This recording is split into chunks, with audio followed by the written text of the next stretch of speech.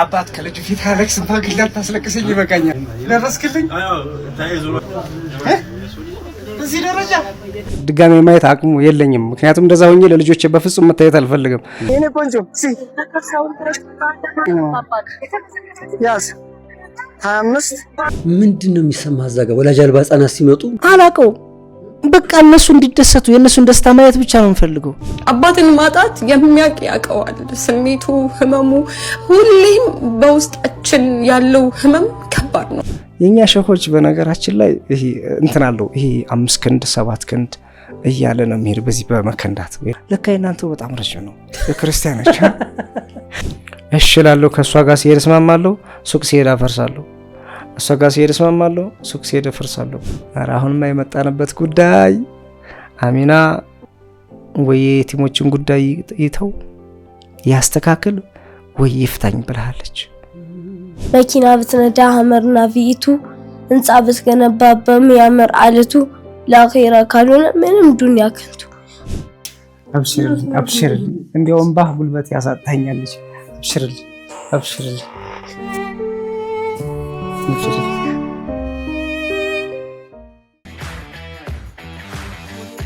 ሰላም የተወደዳችሁ ተመልካቾች እንደምን አላችሁ?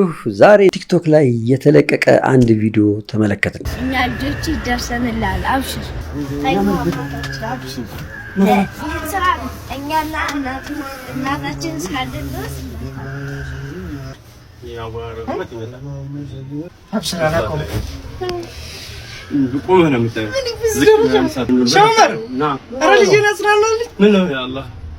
ስራ እኛ ከጎን ነው ከጎን እንዳታቆም ዋራ ወላሂ ላዚም አላቆም እናንተ የምታስቀጥሉት ነው የሚያመጥ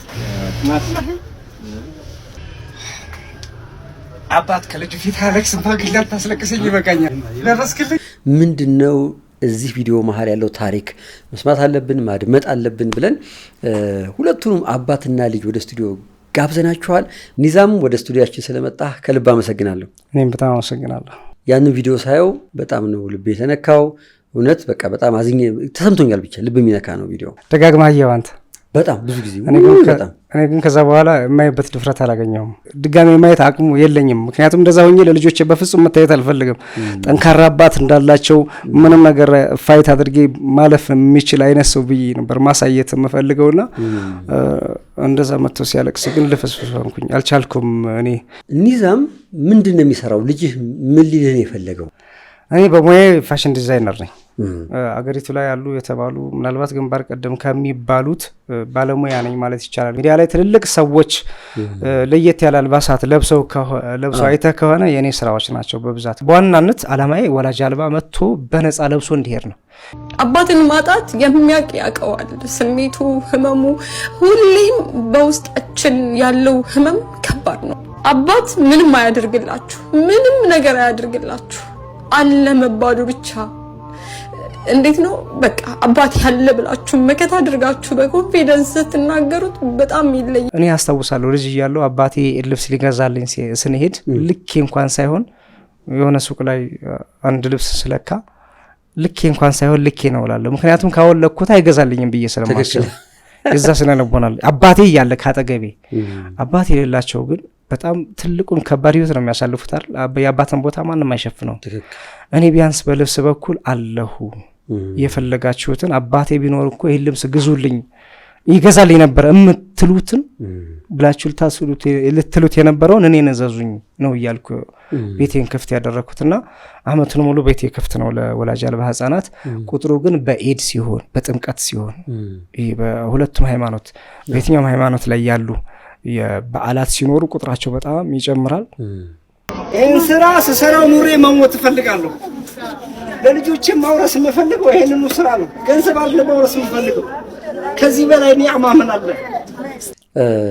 የቲሞችን ማልበስ ወይ አባት የሌላቸው ወላጅ አልባ እንደማለት አይደል? አባት ያው ወላጅ አልባ ወላጅ የሌላቸው ወይ ደግሞ ወላጃቸውን በሞት ያጡ ልጆች ማለት እና ችግር ውስጥ ያሉ ማለት ነው። አቅም የሌላቸው እነሱን ማልበስ የጀመርከውበትን ቀን ታስታውሳለህ?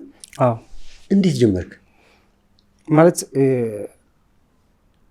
የጀመርኩበትን ሳይሆን የበለጠ ወደ ሚዲያ እንድወጣ ያደረገኝን ያነሳሳኝ ልንገርህ። አስታውሳለሁ 11 ልጆች ነበሩና ለከዋቸው ትእዛዝ ተቀብዬ 2 መጨረሻ ላይ አልመጡም። ለምንድን ነው የቀሩት ብዬ ስጠይቅ መክፈል ስላልቻሉ ነው። ታዲያ ምን ይሁን ልብሱ ጓደኞቻቸው አይደላችሁ ብለ ልብሱ ምን ይሁን ለኢዳር እንደምፈልገው እናንተ ለምን በግማሽ አትከፍሉም? እኔ በግማሽ ልቻል አልኳቸው። ከዛ በፊት ግን ምን አሉኝ እነሱ አንደኛው የቲም ነው፣ አንዱ እናቱን በጉልት የምታሳድገው ነው፣ አቅም የላቸውም፣ ቀብድም የከፈል ነው እኛ ነበርና የእነሱን ሞራል ለመጠበቅ ልጆች ናቸው ምናልባት ከ13 እስከ 15 የሆኑ ልጆች እኛም ከቤተሰብ ተቀብለን ነው የራሳችን ገቢ የለንም። ስለዚህ የእነሱን ቀልብ ለመጠበቅ ስሜታቸውን ለመጠበቅ ነበረ ቀብድ የከፈልናቸው። አሁን ደግሞ የእነሱን ክፍያ መፈጸም አንችልም። እኛም ራሱ እንዴት እንደምንከፍለ በጣም ቤተሰብ አስቸግረን ነው አሰብኩኝ። እኔ ከዛ ይሄን እድል ለኔ አላህ አመቻችቶት ሊሆን ይችላል፣ ስለዚህ መጠቀም አለብኝ አልኩኝና ደውሉላቸው ልብሳቸውን ይወሰዱ፣ ግን ብድር ነው ሲኖራቸው ይከፍላሉ አልኳቸው። ሙሉ በሙሉ መልቀቅ አልፈለኩም እኔ። ከዛ ይሄን ስሜት ሲያዩ ብቻ በሬ ላይ ሱቁ በር ላይ ክብ ሰርተው ነበር በደስታ ለኔ ጭፈራም ዱዓም ጸሎትም ያደረጉልኝና ጓደኞቻቸው። ከዛ ደውለው ኑ ልብሳቸው ተፈቅዷል ውሰዱ ሲኖራችሁ ትከፍላላችሁ ተብሏል ብለው ሲነግሯቸው እነዛ ደግሞ መጡ። እነሱ ያደረጉልኝ ዱዓ እንዳሳልፍ ያደረጉኝ ስሜት ይለያል። ያን ኢድ እንደዛ አሳልፈን በአመቱ ግን ቀድመው ደወሉልኝ እነኚህ 2 የቲሞች። እሺ በቀጣይ ስታለብሰናለህ ወይስ እንዴት ነው አሉኝ። አዎ አለብሳችኋለሁ አብሽሩ፣ ካሁን በኋላ እኔ በህይወት እስካለሁ እናንተ ደግሞ የቲምነት የሚያበቃበት እድሜ ሌቭል አለው፣ ጊዜ ገደባለሁ ከየቲም እድሜ የሚወጣበት የመጽሐፍ ሃይማኖቱ የሚያዘው ማለት ነው። ወይም ደግሞ አንዳንዴ እድሜው ደርሶ እንኳን በቃ መልበስ የሚያቅተዋል። እናንተ በቃኝ እስከምትሉ ድረስ እኔ በሀያት ኒዛም ፋሽን በሀያት እስካለሁ ድረስ እለብሳችኋለሁ፣ ካሁን በኋላ ለዒድ ልብስ አትቸገሩም አልኳቸው። በስልክ ዱዓ አደረጉልኝ። ያን ያሰብኩ አሁን በኋላ ወደ ሚዲያ በወጣ ምናልባት ቁጥራቸው በጣም የበዛ የቲሞችን ማልበስ ይችላል ብዬ ወሰንኩ። እሱ ነገር እየበዛ ሲመጣ ታቆም እንደሆነ አቁም፣ መታቆም ከሆነ የቲም ትላለህ ልጆችን የቲም ልታደርግብኝ ነው የሚል ጥያቄ መነሳት ጀመረ። እኔ ለመጠበቅ ሲባል እሺ እላለሁ። ከእሷ ጋር ሲሄድ እስማማለሁ፣ ሱቅ ሲሄድ አፈርሳለሁ። እሷ ጋር ሲሄድ እስማማለሁ፣ ሱቅ ሲሄድ አፈርሳለሁ። ከዛ ጉዳይ ወደ እናት አባቴ ሄደ። አባቴ አቁም አለኝ። እሺ አልኩት። እውነትህን ነው አልኩት። ሱቅ ሲሄድ አላቆምም። እናቴ ልጄ ጡቴን አውጥቼ እንዳረግምህ ትዳርህ በጣም በስንት ነገር የተገኘ ነው፣ ይህ ነገር አላህም አላስገደደም፣ ግዴታ አላረገብህም። ያንተ ግዴታ ሚስትና ልጆችህ ናቸው። ስለዚህ እባክህን አላህ ሲሰጥህ አቅም ሲሰጥህ ማትጨነቅበት ሁኔታ ስትደርስ ወላጅ አልባ ህፃናቶችን ታለብሳለህ።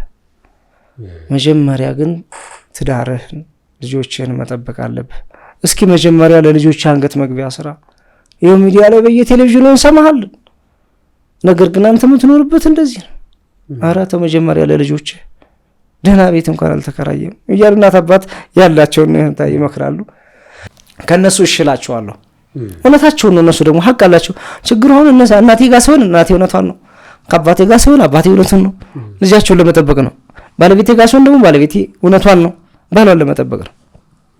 ምንድነው የሚሰማ እዛ ጋር ወላጅ አልባ ህፃናት ሲመጡ? አላቀው በቃ እነሱ እንዲደሰቱ የእነሱን ደስታ ማየት ብቻ ነው የምፈልገው። አይደለም እንትን አይደለም የለኝም ብዬ ለመልስ በጣም ቁጥሩ ከሚችለው አሁን የጥምቀት ብዙ ቁጥር ያላቸው ልጆች ቢመጡ እንዲያው ምናልባት 50% እናንተ ላይ ደርስላችሁ ይችላል ሀረፈደ ስለመጣችሁ ብያቸው እንኳን ያን ቃል ላይ ደርስ ይችላል ብለው የሚያስቡት ነገር ፊታቸው ላይ የማየው ፊሊንግ ይረብሸኛል። እኔ ማልችለው ነገር ቢኖር ህፃን ልጅ ሆኖ ለዛውም አባቱን ያጣ ልጅ ሆኖ የለኝም ብዬ መመለስ አልችልበትምና ሱቅ ላይ ሲሄድ አልችልበትም። እዚህ ጋር እናት አባቴ ወይም ደግሞ ሌላ ሰው ሲመክረኝ እውነታቸው ነው እላለሁ። ይሄ ነገር እየበዛ ሲመጣ ማልቀየር ሲሆን ሽምግልና ጓደኞች መጡ ተልከው።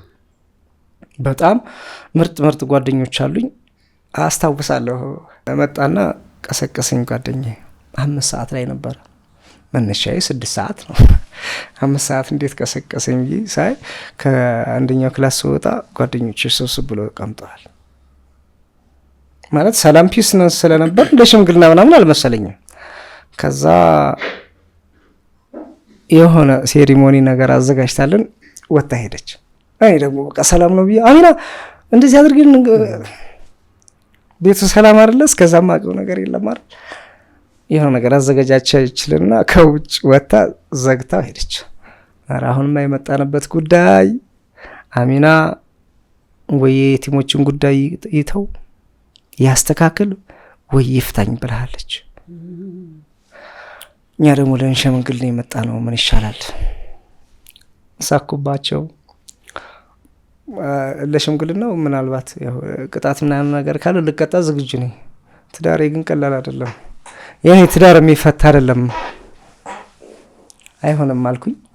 ከዛ ከመሃል አንድ ጓደኛዬ የመርጥ ጓደኛዬ ኖሮ ይባላል ሐሳብ አመጣ። ኖሮና አህመድ ይባላል ሐሳብ አመጡ። እንደዛ ከሆነ ለተወሰነ ጊዜ እናባርህ ነው አለኝ።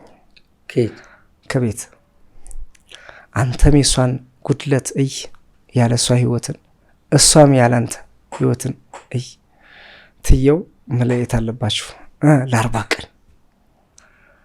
እሺ እየተስማማ ልጆች የትምህርት ቤት ሄደው ነበርና ወዲያውኑ እኮ ነው ቁርስ ራሱ መብላት ምሳ ራሱ መብላቴን አላስታውስም። ወጣን ሻንጣዬን ይዤ ሲያስጠላ ስሜቱ በእናት ከሚስት እንትን ሻንጣዬን ይዤ ወደ እህቶቼ ቤት ሄድኩኝ። የእህቶቼ ቤት አልተመቸኝም። ከዛ ወደ ሆቴል ሄድኩ። ለ40 ቀን የተባረርኩት ስልክ መደወል የለ አንተ ያለ እሷ በቃ ምንም አንተ አማራጭ አልሰጠቻቸውም። አፋቱኝ ያለች አይ ከማፋታት በፊት ብለው የነሱ ውሳኔ ወሰኑ። ከዛ እኔም ተቀብዬ እህቴ ቤት ሄድኩ አልተመቸኝም። ከዛ ሆቴል አደርኩ አልተመቸኝም። ከዛ ገጠር ገባሁ አልተመቸኝም። በ15 ቀን ተመልሼ ቤት ገባ አስታውሳለሁ። አልቻልኩም ወላሂ ቤት ያለ ሚስት ያለ ልጆች መኖር በጣም ከባድ ነው። ከዛ ሹልክ መጣሁና ሹልክ ብዬ ገባሁ። አሚና የዛን ቀን ፊት ያስፈራ ነበር ያለ ፍቃድ ስለመጣ በ15 ቀን ለምን መጣ አለች። የያዝነው ነገር ቀልድ አይደለም ቁም ነገር ነው። የሽማግሌዎችን ቃል ለምን አፈረስክ? እንደዚህ የሚባል ነገር የለም። እውነትም አምራለች። ከዛ በኋላ እሺ እያልኩ 3 ቀን ምናምን እንዳሳለፍኩ ከፍርድ ቤት መጥሪያ መጣልኝ። የፍች እውነትም አምራለች። የዛን ቀን በጣም ተሰማኝ፣ ከፋኝ። ትዳሬን ማጣው መሰለኝ፣ ፈራሁ። ፍርድ ቤት ቀጠረው ቀን አብረን ሄድን። ራይድ ጠራሁኝ። በቀጠረው ቀን አንድ ቤት ኩሉ እየኖርን ያለን። ከዛ ራይድ ጠራሁኝ። የቀጠረው ቀን ሄድን፣ ተሰለፍን። ብዙ ተፋቾች ነበሩ። እነሱ ሲጨርሱኛ ገባን። ከዛ ለካ ፍርድ ቤት መጥሪያ ወረቀቱ በጽሁፍ አቅርብ ነው የሚለው። ምን አቅርብ? ምክንያት እሷ እንደዚህ ትፈልጋለች፣ አንተ ምን ትላለህ? በጽሁፍ ማሰማት አለብህ ይላሉና ምን ይዘህ መጣህ? አምጣ ወረቀት ሲባል አረ እኔ ምን ይዤ አልመጣሁም፣ ከዚህ በፊት ፍርድ ቤት ቀርቤ አላውቅም፣ ህጉንም አላውቀውም አልኳቸው። ለሸሁ ሸሪዓ ፍርድ ቤት እኮ ነው። ሸሪዓ ፍርድ ቤት ከዚህ በፊት ፍርድ ቤት ቀርቤ አላውቅም፣ ከዚህ በኋላም ኢንሻአላህ አልቀርብም አልኳቸው። ለዛ ላይ ኢንሻአላህ አልቀርብም አልኳቸው። ባይ እንደዚህ ወረቀት መቅረብ አለበት፣ በጽሁፍ አያይዘ ማቅረብ አለበት። እንደዛ ከሆነ ጊዜ ስጡኝ፣ ሳምንት ሰጥቻለሁ አሉኝ። ሳምንት ሰጥቻለሁ አሉኝና አይ ሳምንት አይደለም በጣም ቢዚ ነኝ፣ ስራ ይበዛብኛልና እንዲ ሾሆቹ ተረዱኝ፣ አንድ 15 ቀን አድርጉልኝ አልኳቸው። እሺ ተስማሚያለሽ? እሺ ተስማማን። እዛው ላይ ራይድ ጠራሁ። ተያይዘን ደግሞ ወደ ቤታችን ግን ወሬ የለም። ከዛ ምንድነው የሆነው? እንዳመረረች ገባኝ። ምንም መመለስ እንደማልችል ገባኝ። ይሄን ነገር ማስተካከል አለብኝ አልኩኝ።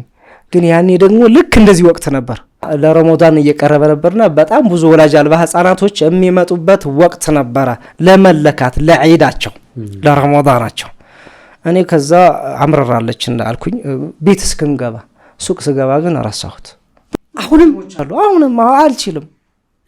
ፍርድ ቤት ቀርባችሁ መጣ? ፍርድ ቤት ቀርበንም ተመልሰንም ቀን ቀጠሮ ተሰጠኝም ስገባ አረሰዋለሁ። ማቆም አልችልማ። ለቃል ገብቻለሁ። አንድ ሁለተኛ ልቤ እሺ አይለኝም። ወላሂ በጣም ተደጋጋሚ ምክር ያለው ከእናት በላይ የለም፣ ከአባት በላይ ምክር የለም። ህይወት ዋጋ እያስከፈለኝ ነው። ደንበኞችን መድረስ ባለመቻሌ ትልልቅ ኢቨንት ላይ ቲክቶክ አዋርድ፣ ጎማ አዋርድ፣ ኢትዮጵያ ላይ ያሉ ትልልቅ ኢቨንቶች እዛ ጋር የሚሳተፉ ሰዎች የኔን አልባሳቶች መልበስ ይፈልጋሉ። ለነሱ መድረስ አልቻልኩ። የነሱን ልብስ መስራት አልቻልኩም። ውድ ክፍያ መከፈል አልቻልኩም። ክፍያን ባለማግኘቴ እንኳን ሱቁ መክፈል ባለመቻሉ ታሽጓል የሚል እየተለጠፈብኝ እኮ ነው። አላኩል ያለ እኔ ረስቸው ቀን ቀጠሮ ደረሰ። 15 ቀኑ ደረሰ። በየቲሞች ቢዚ ሆኛለሁ። ተቀብለሃል አሁን የቲሞች ለማልበስ? አዎ አላቋርጥም። እኔ እሺ ቤቴ ብሎ ነው የሚመጣ። ያ ወላጅ አልባ ተነግሮታል። ሚዲያ ላይም አውርቻለሁ፣ ለራሴም ቃል ገብቻለሁ። ከዛ 15 ቀኑ ሞልቶ ማክሰኞ ቀን ነበር። ዛሬ ቀጠሯችን ነው እንሄድ አለች። አልሄድም አልኳት። እንዴት አለች? አይ ረመዳን ነው መጪው ረመዳን 4 ቀን ቀርቶት ነበር። 4 ቀን 3 ቀን ቀርቶት ነበር። ረመዳን እየገባ ነው። በቃ እንትኑ ደስ ይላል። የምትገዛቸው ቤት የምታጸዳበት ምናምን የምትልበት አይነት ነገር አለ። የኛ ጉዳይ ግን ያው በእንደዛ አይነት ሙድ ስላለች የኔ ቤቴ የደመቀው በየቲሞች ነው። ቤቴ ሱቄ የደመቀው በየቲሞች አልባሳት ነው። ቤት ውስጥ በሆነ ግማሽ ሳይድ ማሽን ነው። አዳሩ ታርገው ማድረግ ወይ ደግሞ ላይ ገብቼ የሆነ ትእዛዝ የምቀበልበት ነው። የቲም ልኬልሃለሁ ምናምን ተብዬ የምቀበልበት ነውና የኔ ቤት የሚያምረው የሚዋው በየቲሞች ልብስ ነው። እንደሌላው በመጅሊስ በጋቢጣፍ ምናምን ነገር አይደለም። ከዛ አስታውሳለሁ ከት ብላ ሳቀች። አልሄድም ስላት ምን ሆነ ነው አለምንድን ማትሄድ? በቃ እኔ አልቻልኩም። ቀጠሮን ድጋሚ እናራዝመውና ወይም ቢብሎኛል ብለሽ ሂጂ ክሰሽና ከረመዳን በኋላ እንሄዳለን ድጋሚ። ረመዳን የምህረት የእዝነት ለአመታት ለዘመናት የተጣሉ ሰዎች እንኳን አፉም የሚባባሉበት ነው፣ ይቅርም የሚባባሉበት ነው። ስለዚህ ከቻልሽ አፉ በይ፣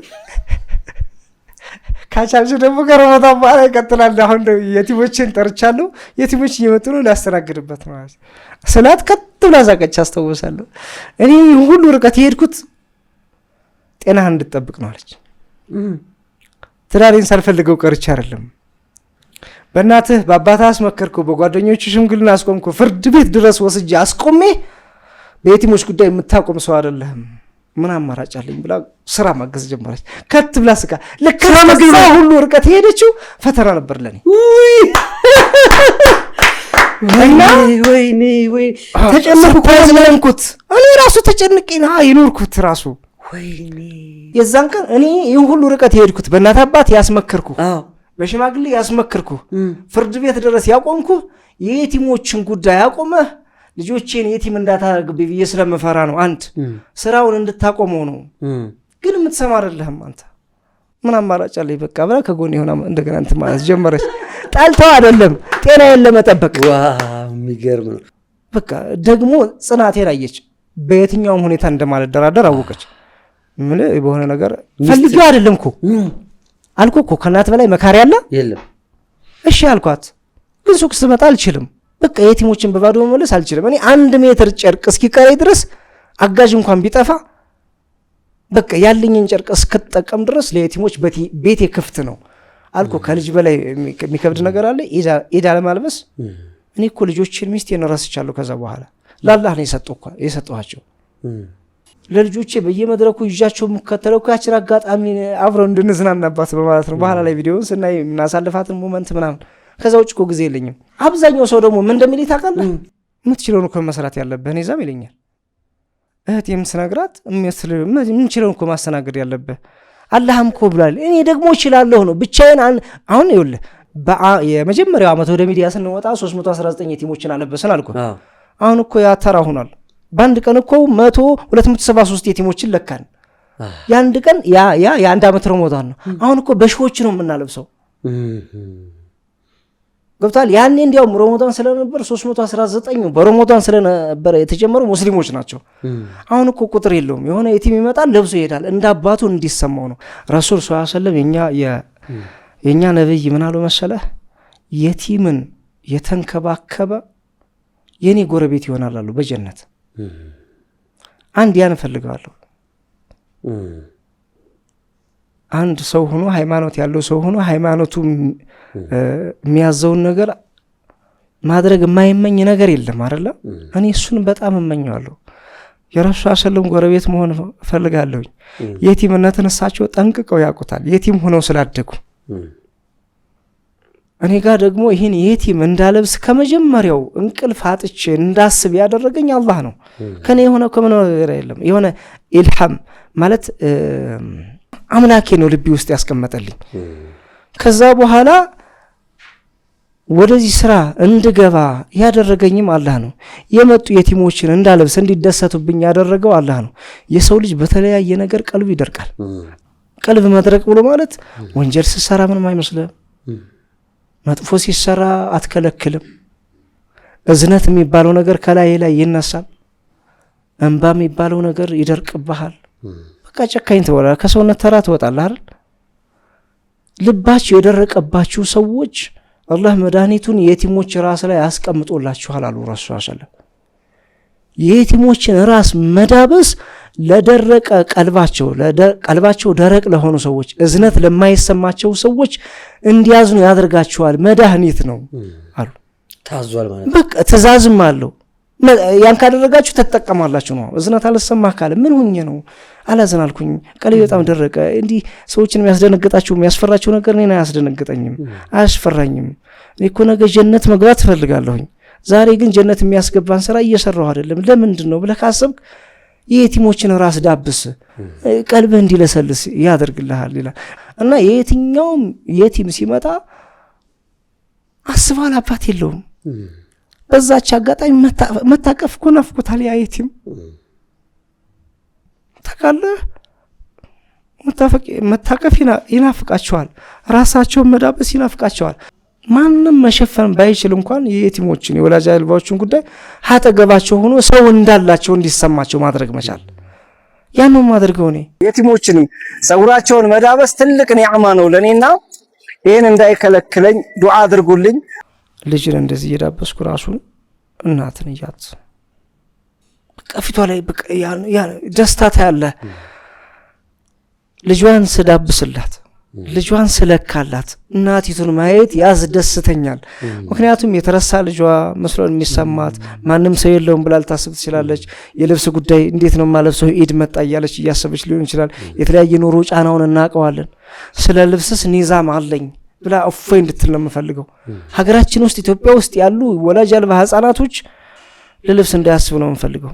ኒዛም ፋሽን እስካለን ድረስ ያን ጊዜም የኢድ ልብስ አይቸግራቸውም። ኢንሻአላህ እኔ አለሁኝ። ከናንተ ደግሞ የምፈልገው ዱዓ ብቻ ነው። በዚህ ስራ ላይ ሰዎች መሳተፍ ቢፈልጉ የቲሞችን ወላጅ የሌላቸውን ህፃናት ማልበስ ቢፈልጉ በአንተ ስራ ላይ መሳተፍ ቢፈልጉ እንዴት ነው መሳተፍ የሚችሉት? ፋብሪካዎች አሉ አይደል? ሀገራችን ላይ ጨርቃ ጨርቅ ኢንዱስትሪዎች አሉ። አመት እስከ አመት ኳሊቲ የሆነውን ጨርቅ የቲሞችን ወላጅ አልባ የቲሞችን የሚችለውን ጨርቅ እነሱ ያውቁታል፣ እነሱ አያውቁንም። እንደሱ አይነት ፋብሪካዎች ለኛ ቢሰጡን። በየቦታው ብዙ ጥግ ይዘው የቆሙ ማሽኖች አሉ። እኔ ከማልበስ አልፎ በጣም ብዙ ወጣት የቲሞች አሉ። እንዳልኩ ቅድም ስናወራ ነበር፣ ህንድ ሂጄ ነው የልብስ ስፌት ሐሳቤን ቀይሬ የመጣሁት፣ በደንብ አሻሽዬ የመጣሁት። የቲሞችን ማሰልጠን እፈልጋለሁ። የቲም እናቶችን ማሰልጠን እፈልጋለሁ። ሙያዬን እነኚህ የቲም ልጆችን ብታሰለጥን ከራሳቸው አልፎ ለሀገር መጥቀም ይችላሉ። ደግሞ እኛ ትንሽ ድጋፍ ነው የሚያስፈልገን፣ ትንሽ አገዛ ቢያደርጉልን። እኔ ኖርኳትን ህይወት እንደው ለአንድ ቀን የተወሰነው ለአንድ ሳምንት ሰዎች ቢቀምሱት ከዛ በኋላ ገብተው መቅረታቸውን አይወጡም። የንቁ ፖድካስት ተመልካቾች አሉ። ይሄንን በዩቲዩብም በቲክቶክም የሚያዩ ኢትዮጵያውያን በሙሉ ከጎንህ እንደሚሆኑ የሚችሉትን በሙሉ እንደሚያግዙ አምናለሁ። እዚህ ጋር አካውንት እናስቀምጣለን፣ ስልክህም እናስቀምጣለን። አሁን ጃፋር እየጠበቀን ነው ከቅድም ጀምሮ ትዕግስተኛ ሆናል ዛሬ። አሁን ደግሞ ጃፋርን ጠራና እስኪ ስለ አባቱ ይነግረናል፣ ስለዛም ቪዲዮ ማለት ነው። ኧረ ልጅ ናስራናል። ምን ነው ያአላህ ምንድነው ስራ እኛ ከጎን ነው ማንም ከጎን ነው እንዳታቆም። ኧረ ወላሂ ላዚም አላቆም። እናንተ የምታስቀጥሉት ነው የሚያመጥ። ጃፋር አቤት። እንኳን ደህና መጣ። እንኳን ደህና ቆያችሁ። ከዛሬ ከአባት ጋር እንግዲህ ሚዲያ ላይ ቀርበሃል። ቲክቶክ ቪዲዮ ላይ አንዳንዴ ትሳተፋለህና የምሰራቸውን ቪዲዮዎች አይቻለሁኝ። ስንተኛ ክፍል ተማሪ ነህ? 6ኛ ክፍል። የት የምትማረው? መድኃኒዓለም። አዎ። ደስ ብሏል ዛሬ ስለመጣህ እዚህ? አዎ በጣም ደስ ብሎኝ። ያን ቪዲዮ መስራት ያሳብከው እንዴት ነው? እስኪ ንገረኝ። ረመዳን እየደረሰ ነበርና ረመዳን ደግሞ ከባድ ወር የቲሞችም ስራ ስለሚሰራ ከዛን ያን ቪዲዮ ልንሰራውስ ለረመዳን ምን እንደሚደረገው ከባድ ያልከው ምኑ ነው? በጣም ብዙ የቲሞች ይመጣሉ፣ ይለብሳሉ፣ ይለካሉ። ለየቲሞች ልብስ ማልበስ የሚጠቅመው ምንድነው? አጅር ያስገኛል። አይዞ እሺ፣ አይዞ ጎበዝ ልጅ፣ አይዞ ልጄ፣ አይዞ። እንደው ፋክ እዚህ ከአሁን ያለው ሁኔታ ልታውቁኝ ልታልቅስ እኮ አይደለም። አይዞ ጃፋር፣ እኔ ላወራው የዛሬ 2 ዓመት የተፈጠረውን ነገር ልንገርህ። ዘንድሮ ለአንድ ደብተር ብቻ ግዛልን አሉኝ። ቦርሳ ማለት ነው። ከታላቅ ወንድሙ ጋር እንትን ሊሉ እኛም የራሳችን በገንዘብ እናዋጣ፣ የኛ የሆነ ነገር አንተ የምትገዛልን ነገር የኛ ነገር ነው፣ ለየቲሞችን አልበስ ብለው የቦርሳ የምትገዛበትን የቲሞችን አልበስልን ብለው መግዣውን ለእንትን ለየቲሞች አልባስ ብሎ በጣም ገርሞኝ የዛሬ 2 ዓመት አሟልቼላቸው አላቅም። ጭራሽ የኔን ሁኔታ ነው በእነሱ ላይ እያጋባሁባቸው ያለና ምናልባት ያ ስሜት አልፎ ሲያወሩ ሰማቸዋለሁ እንዳባት። ያው እዚህ ጋር በተለያየ ነገር ቢዚ ብትሆንም ጆሮህን ትልካለህ አይደል ወደ ልጆች። ያ ነገር ከምንም በላይ ፍላጎታቸውን አላሟላሁም። ከፍላጎታቸው በላይ ግን የኔ መጨነቅ፣ የኔ መታመም፣ የኔ እንቅልፍ ማጣት፣ የኔ እንዳልኩ ነው ስሜት ተጋብቶብኝ በጣም እንትን ማለት ያን ነገር ሲያስታውሰው ሲጠየቅ አይችልም። ምን ማለት ትፈልጋለህ? እኛ ተመልካቾች አሉ ኢትዮጵያውያን እያዩህ ነው። አሁን ጃፋር ለምን አይናገርም ይላሉ። አሁን በእርግጠኝነት ሳትናገር ከሄድክ አሁን እኔን የሚወቅሱኝ። አንድ ግጥም አለ። ኧረ ተው በቃል ታውቀዋለህ? እሺ። መኪና ብትነዳ ሀመርና ቪቱ፣ ህንፃ ብትገነባ በሚያምር አለቱ፣ ለአኼራ ካልሆነ ምንም ዱንያ ከንቱ። አንቺም ስሚኝ እህቴ፣ አንተም ስማኝ ወንድሜ፣ ሸፋዓ እንዲሆነን በጀነቱ አገር ከሀሴን ለመባል ከረሱሉል አሚን። የቲምን እንዳብስ ሀሴትን እናውርስ፣ ኑ የቲሞችን ወላጅ አልባዎችን በጋራ እናልብስ።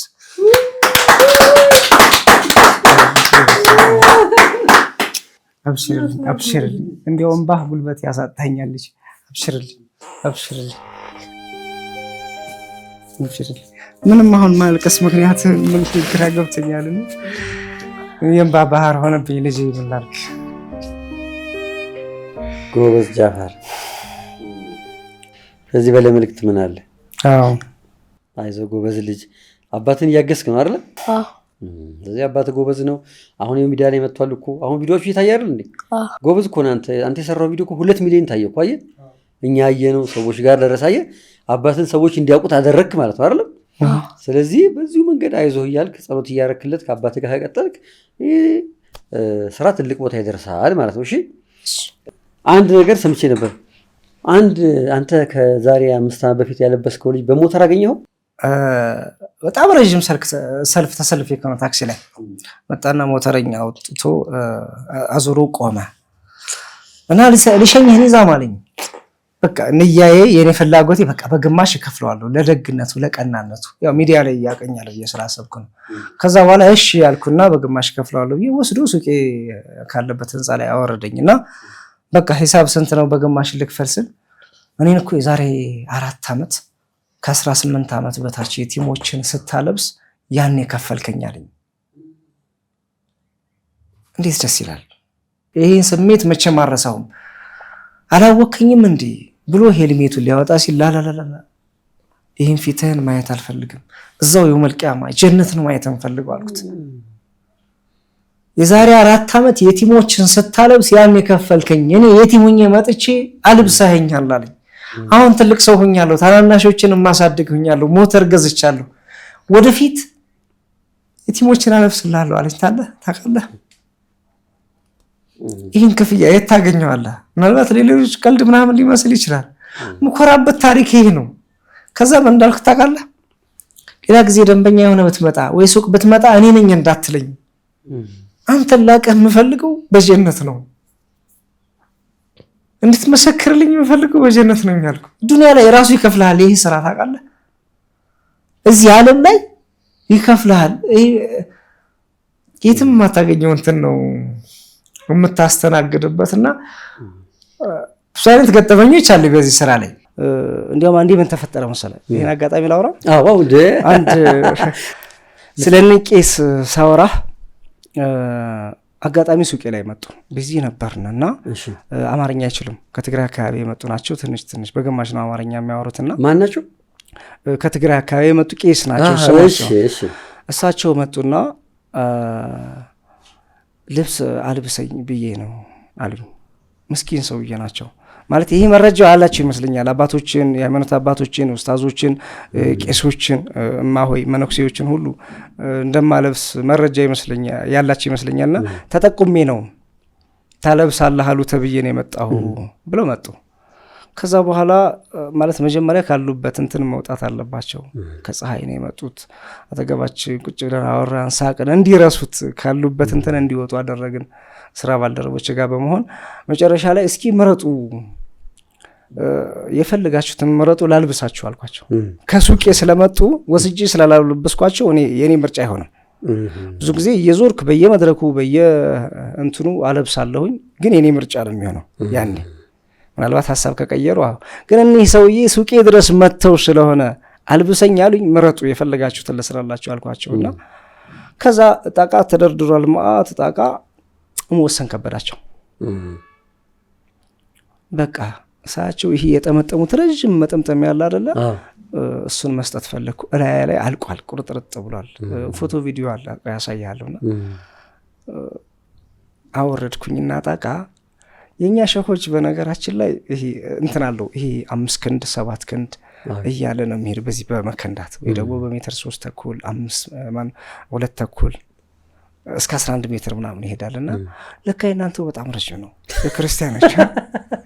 ከዛ ጣቃውን አወረድኩኝና የሚበቃቸውን ያክል ይወሰዱ ብዬ አሰብኩኝና እሳቸው እየተሳቀቁ ግን ይሄ ሙሉን መሆን ያለበትን የምትጠቀሙትን ተጠቀሙ አልኳቸውና ከሰው በቃ እንደዚህ ይከነዳሉ፣ ይሰፍራሉ። ቀና ብሎ ያየኛል። እኔ ደግሞ ጣቃውን ይዣለሁ እበለብላለሁ፣ ጣቃውን አንከባልላለሁኝና በቃ የተወሰነ ተጠቀሙ ነው ያልኳቸው።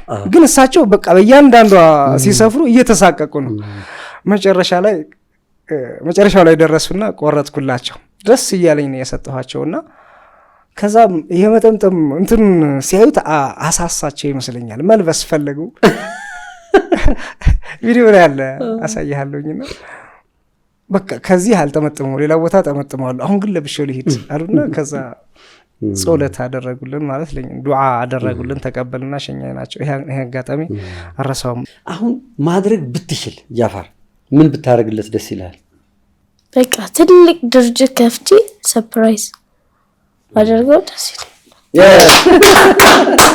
ህልሜ ነው ወላሂ ህልሜ ነው። ይሄ እንዳደረክልኝ ነው አይደል? ለምን ታውቃለህ? ይሄ እፎይ የምልበት የሆነች እናት አሁን በዓላት ሲመጣ የተለያየ ነገር ሲፈጠር ኑሮን ለማሸነፍ የተለያዩ ወጣ ወረዳላችሁ። ስለ ልብስ ግን በቃ የትኛውም ኢትዮጵያዊ የወላጅ አልባ እናትና የየቲሞች እናትና ከድህነት ወለል በታች ያሉ ሰዎች ስለ ልብስ እንዳያስቡ ማድረግ የሚችል ሀገር የምትኮራበት ተቋም እንዲኖረኝ ይፈልጋሉ። ደግሞ የሚቻላል ቀላል ነገር ነው ስላላሰብንበት። አንድ ብቻዬን በዚህ ደረጃ አላህ ካገራልኝ የሰዎች ስብስብ ቢኖር ምን ያህል አላህ ሊያገራልን ይኖራል። ኧረ ቀላል ነው። እኔ በእርግጠኝነት አሁን የሚሰማኝ ነገር በቃ ትልቁን እኮ መንገድ መተኸዋል። አሁን ባለቤትም እንደው እግዚአብሔር ስጣት ጎበዝ ነች፣ በርትታለች፣ ተቀብለዋለች። ልጆች ይኸው እንደዚህ እያገዙህ ነው። በነገራችን ላይ ባለቤቴም በዚህ አጋጣሚ እችን እድል ጠቀማ በደንብ ለባለቤትህ በደንብ እስኪ መልዕክት አስተላልፍላት እባክህ። ታውቂያለሽ መቼም እድል ጠቀም ብዬ ነው ይቅርታ መጠየቅ እፈልጋለሁ። እውነት ለመናገር በዚህ ቤት ነው እንደምትኖሩ መኪና አልገዛችሁም እንዴ እስከዛሬ? ልጆች መንግስት ትምህርት ቤት ነው እንደሚማሩ የሚባሉ ነገሮች ያቆስላሉ። በመቶ በሺዎች የሚቆጠሩ ልጆችን እንዳለብስ አላህ አገርቶልኛል። ቤተሰቦችን ለግዜር ህይወት ማኖር የሚችልበት አይዲያ እውቀት ደንበኞች አሉ። ግን በዛ ነገር አላኖርኳትም። ያን ተቋቁማ ሊኖራለች። ካሁን በኋላ ግን ያ አይሆንም። በጥሩ ህይወት የማኖርበት እሷን የምክስበት አንቺን የምክስበት ጊዜ ይመጣል ኢንሻአላህ። ስለታገስኝ አመሰግናለሁ። ይህን ደግሞ የምለው በመጀመሪያ በጌታ የተማመኝ ከዛ ራሴን በራሴ ላይ ትልቅ እምነት አለኝ። ከዛ ደግሞ አሁን ያንተ ቤተሰቦች የሚጨመሩ የለ ሰው ማህበረሰብ አውቆኛል። ይሄን ኸይር ሰራ ከጎኔ መሆን የማይችል ማንም የለም። እንዲያውም ወደ እነሱ ውስጥ ገብተው እያነባ ነው አይደል? ካሁን በኋላ የማያነባበትን መንገድ እፈጥራለሁ። እንዳይጨነቅ ማድረግ እችላለሁ። ቤተሰቦቼ ከጎኔ የሆኑ ባለቤቴን ላስደስት፣ ልጆቼን ላስደስት ማለት መበደል አልፈልግም። እነሱም ደስ እያላቸው ከጎኔ እንዲሆኑ እፈልጋለሁ። ዋጋም ከፍለዋል። ካሁን በኋላ ሊካሱ ይገባል። እውነት ለመናገር እንዲያነባ አልፈልግም። ትምህርቱና ቁርአኑ ላይ ነው ፎከስ እንዲያደርግ መፈልገው። ግን እሱ አሁን ሳይፈልግም ቢሆን ከኔ በሚያየው ነገር አልቃሻ እየሆነ መጥቷልና ቁርአን ይቀራል። አሁን ቁርአን ይቀራል። አክትሟል። ይሄ ነገር ቀጥሎ ጠንክሮ መቀጠል አለበት። እሷንም ማመስገን እንፈልጋለን። ሁላችሁንም እናመሰግናለን። እንግዲህ ቁጥራችሁን እዚህ ጋር እናስቀምጣለን፣ አካውንት እዚህ ጋር እናስቀምጣለን። የንቁ ፖድካስት ተመልካቾችን ሁሌ እንደምንለው እንግዲህ በሉ እግዚአብሔር ስም እንጠይቃችኋለን። የምትችሉትን ነገር አንድ የቲም ለማልበስ ትንሽ ነው ትልቅ ነው የሚባል ነገር የለም። የምትችሉትን አሁን ይሄ ታሪክ ሲነገር ልባችሁ የተሰማችሁ ሰዎች በቃ መልእክት አለ እናንተ ጋር ማለት ነው። የምትችሉትን ነገር በሙሉ አድርጋችሁ ደግሞ እንደገና በደስታ እንገናኛለን። ደግሞ እናንተ ጋር መተን እንዘይራችኋለን።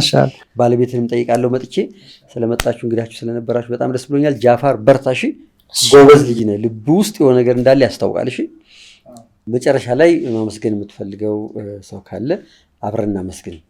ማመስገን የምፈልገው በመጀመሪያ ይህን ነገር አመላክቶ ልቤ ላይ ኢልሃምን አስቀምጦ እንድሰራው ላደረገልኝ ለጌታዬ የሚመጡ የቲሞችን በባዶ እንዲመለሱ ላላደረገልኝ በጣም ብዙ የቲሞችን ጸጉራቸውን እንድዳብስ ለእናቶቻቸው መደሰት ምክንያት ላደረገኝ ስራ እንደው ሂሳቡን ሰርቼው አላውቅም። ከሰራሁት ግን ከየት መጣ የማልለውን በሺዎች የሚቆጠሩ የቲሞችን እንዳለብስ ላገራልኝ አላህ ثم አልহামዱሊላህ ረብል ዓለሚን አላህን ማመስገን እፈልጋለሁ። ከዛ በተረፈ ግን ያው የኔ ሁኔታ አስጨንቋት የልጅ ሁኔታ ከባድ አይደል? እንቅልፍ ነስቷት ዱዓ የሚያደርጉልኝ እናት አባቶቼ አሉ። እነሱንም ማመስገን እፈልጋለሁ። ክሬዲቱን ለባለቤቴ ለአሚና መስጠት እፈልጋለሁ። እንደፈለኩ በወጣም በገባ በየመድረኮቹ ብታደም ቤት እኔን ወክለው እህት ወንድሞቼ ከሱቄ አብረው ይሰራሉ። ታናናሽ እህት ወንድሞቼ አብረው ይሰራሉና እነሱም ማመስገን እፈልጋለሁ። ታዋቂ ሰዎች፣ ተጽዕኖ ፈጣሪዎች፣ ትልልቅ ፎሎወር ያላችሁ ሰዎች ኑ ሚዛምን ከማህበረሰቡ ጋር አስተዋውቁ። እኛን ማስተዋወቁ ሁለት ጥቅም አለው። ባለሀብቶች በገንዘባቸው ያግዙናል። ወላጅ አልባ ህፃንና ከድህነት ወለል በታች ያሉ ሰዎች ደግሞ ልጆቻቸውን ወደኛ ይልካሉ። እኛ መሀል ላይ ድልድይ ሆነን ሁለቱን ጥሩ ስራ እንዲሰሩ እናደርጋለን። ይህን ነገር ይወቁት። አሁን ሚዛን ፋሽን የቲሞች እኮ አዲስ ልብስ ያስፈልጋቸዋል። ሁሉም ሰው እኮ የጠበበውን ያጠረውን አውልቆ ይሰጣቸዋል እኮ። እኔ አይደለም የምፈልገው አንድ የቲም አንድ ወላጅ አልባ ህፃን አባቴ ቢኖር እኮ ልብስ ይገዛልኝ ነበር ብሎ እንዳያስብ ማድረግ ነው። አዲስ ተለክተው መልበስ አለባቸው። ለዛው ምርጡን ለዛው ኳሊቲውን። እነሱ የአላህ እንግዳ ናቸው። ሁሉም በየእምነቱ እነሱን አክብሩ፣ ውደዱ፣ ተንከባከቡ ተብሏል ብዬ አስባለሁ። በእናንተ እምነት በእኛ እምነት ደግሞ በጣም ትልቁን ቦታ የተሰጣቸው የቲሞች የአላህ ቤተሰቦች ናቸው። ቤተሰቦችን አስተናግዱልኝ ኸድሙልኝ ይላል አላህና ያን በመኸደም የምንጠቀመው እኛ ነን። መጠቀሙን አትርፌበታለሁ። እኔ የደንፍ ያለሁትን ደስታ እኔ ነኝ የማውቀው። እነኚህም ሁሉ በሺ የሚቆጠሩ የቲሞችን በእኔ ሰበብ እንዲደሰቱ አድርጓል። በቃ እነሱን እንድዳብስ እንዳለብስ አድርጋለሁ። በጣም ብዙ ሰዎችን ደግሞ ኸይር እንዲሰሩ አድርጋለሁና ግን ሀገር የሚኮራበት ተቋም መገንባት እፈልጋለሁ። ይሄ ደግሞ ይቻላል። ህዝብም መንግስትም ከጎኔ እንዲሆን እጠይቃለሁ። አመሰግናለሁ። በጣም አሪፍ ኒዛም፣ ከልጅ ጋር ከጃፋር ጋር መተህ እንግዳችን ስለነበር በጣም ደስ ብሎኛል። እግዚአብሔር ይስጥልኝ፣ እግዚአብሔር ያክብርልኝ። እኔም እጅግ በጣም አመሰግናለሁ። አላህ ያክብርልኝ። እኔንም ልጄንም ስለጋበዝከን እጅግ በጣም አመሰግናለሁ።